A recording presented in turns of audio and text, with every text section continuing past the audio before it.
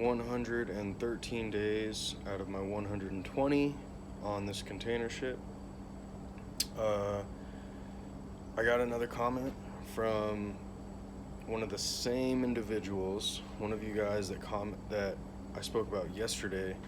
The question was, yesterday's question was about if you still need to do if you still have to take classes or go to an academy if you just go and get your Z card. And Z card, that's old school. Now it's the MMC, your Merchant Mariner credential. And yes, you still need classes as far as I know. And I'm going to get to it. I say this a lot, but I'm going to get to it. After today's comment, the same individual, he said prior Navy, worked in the engine rooms and auxiliary rooms. Okay, that doesn't really mean much. It's not like working on land where, if you're a welder or a mechanic, you can just walk into any shop and show your skills. You can't necessarily do that on a ship. And I believe I've spoke about it before regarding military personnel, and I've spoke about, the engine department in general, where in the program, a lot of guys went engine department thinking, oh, I could take, this reefer stuff and diesel and, all this stuff and transfer on land with all this stuff. Yeah, you have the knowledge, but you don't have the certifications on land. And it's vice versa. Just because, you're a diesel mechanic on land, it doesn't mean you can come straight into the engine room as an oiler or a QMed or a third mate because you have so many years, working with diesel motors. And what I say back to him? Pretty much, if you're gonna take anything, especially for military guys, now, if you guys haven't already, go check out the video with Tom. I think it's retired Navy to Merchant Mariner. But just because you have 20 years in the Navy, it doesn't mean you have 20 years of sea time. Sea time is actual time served on a ship. And you have to prove that time with discharge paperwork for those days that you're on a ship. Just because you have 20 years in the Navy and say you worked on, submarines or something, that whole entire time, if you don't have the discharge paperwork saying you were working in the engine room on that submarine, you can't just walk into the Merchant Marines or Merchant Mariners and say I have 20 years of, service. You have to show your actual documentation. And just because you've spent that time and you have the sea days, if you don't have, the certifications and the endorsements to become an oiler, or to become a QMed, or to become a third assistant engineer, you can't just walk into the industry like that. It's like I said, it's vice versa. Just because, you're a third assistant engineer, second, or a chief first assistant engineer, it doesn't mean that you can leave here and go to, well, maybe in some situations, I'll take back my word. I'll take back my words. Because in some situations you can't. Some places you could walk into a shop, and if you can prove you know what you're doing, they might take you on. But nowadays, most places want the proof of certification. Because if you're going to be working on other people's cars or other people's trucks or whatever, other people's machinery, not everyone is going to let you work on these machines if, you don't have proof that you know what you're doing. And just because you served in the military, the military is not your proof.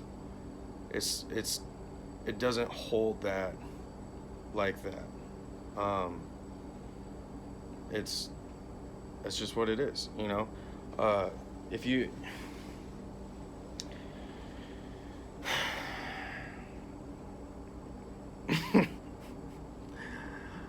it's I try and help. I'm just trying to help you guys out. I feel like I'm, you know, I'm not trying to step on any toes or anything, but some, like I said, in school, it was always a big debate, and honestly, I should have went engine. Not because of the transferring over onto the land side of for jobs, because it will help out, saying that you have that prior experience, but not all places are just going to go off experience. It's a big factor, I will agree, yes, but ship engine spaces and on land engine spaces, I'd like to say they're pretty similar, but as I said, you know, me and the first assistant engineer at one point got in a little, you know, we were joking about how his truck's been up on jack stands, I guess, for a few months, and he can't figure out how to fix his own truck. And that's the first assistant engineer. That's you know, you got chief engineer, first assistant engineer. First assistant engineer just about should know everything on the ship mechanic wise and how to fix just about anything on the ship. Yet he can't fix his own truck. Now, to become a first assistant engineer, you need years of experience.